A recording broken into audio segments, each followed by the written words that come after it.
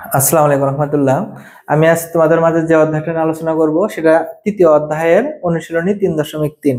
এই 3.3 অনুশীলনীটা মূলত উৎপাদকের বিশ্লেষণ। আর এই উৎপাদকের বিশ্লেষণে বেশ কয়েকটা প্রশ্ন খুবই গুরুত্বপূর্ণ, যেটা আমরা মাঝে মাঝে দেখি তোমাদের জ্ঞানমূলক প্রশ্নই আসে। তারই ভিতরে একটা এই 16 নম্বর প্রশ্নটা দেখবা। 16 নম্বর প্রশ্নটা হয়তো এই বর্ণগুলো একটু পরিবর্তন থাকে, এই সংখ্যাটা পরিবর্তন থাকতে পারে, কিন্তু এই প্রশ্নটা খুবই গুরুত্বপূর্ণ। 16 নম্বর প্রশ্নটা, এই 16 নম্বর প্রশ্নটার দিকে যদি আমরা দেখি তাহলে দেখো এখানে বলছে যে এক্স স্কোয়ার প্লাস, ভালো করে লক্ষ্য করো তো, এখানে প্রশ্নটা যেটা বলছে a x square plus a square plus 1 into x plus a. একটা জিনিস দেখো, এটা কিন্তু একটা রাশি, এটা আমি এভাবেই লিখছি, কিন্তু এই এক্সটা এই দুই জনের সাথে গুণ অবস্থায় আছে। তাহলে এই এক্স দিয়ে আমরা এ স্কোয়ার গুণ করব, তাহলে দেখো স্কোয়ার এক্স প্লাস এক্সটা অনের সাথে গুণ অবস্থায় আছে, তাহলে এক্স কে এক্স প্লাস এ তো এ। তাহলে এই লাইনটা আমি কি করলাম, শুধু এই তো যে ব্র্যাকেটটা ছিল এই কাজটা করছি, তাছাড়া অন্য কিছু না।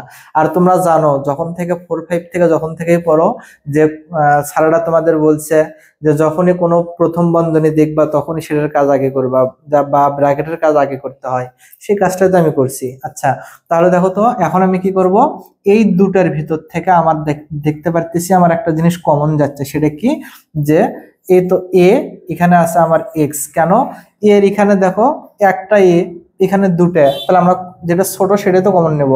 এক্স দুটো এক্স একটা, তাহলে এক্স একটা কমন নিছি। তাহলে দেখো তো এ এর মধ্যে গেল, দুটো এক্স এর থেকে একটা এক্স গেল, তাহলে কটা এক্স থাকে, একটা এক্স। এ তো প্লাস এক্স এক্স এর মধ্যে গেল, এ দুটোর থেকে একটা গেল, তাহলে এ এখানে কটা থাকবে, একটা প্লাস।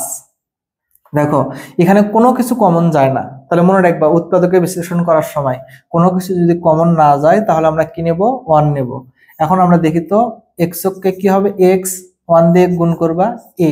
তাহলে দেখো এখানে যখন এই দুই বন্ধনী যখন এক হবে, একরকম হবে, সেই দুটোর থেকে আমরা নেব কয়টা, একটা নেব এক্স প্লাস এ, আর এই বাহিরে যা আছে আমরা সেটা নেব।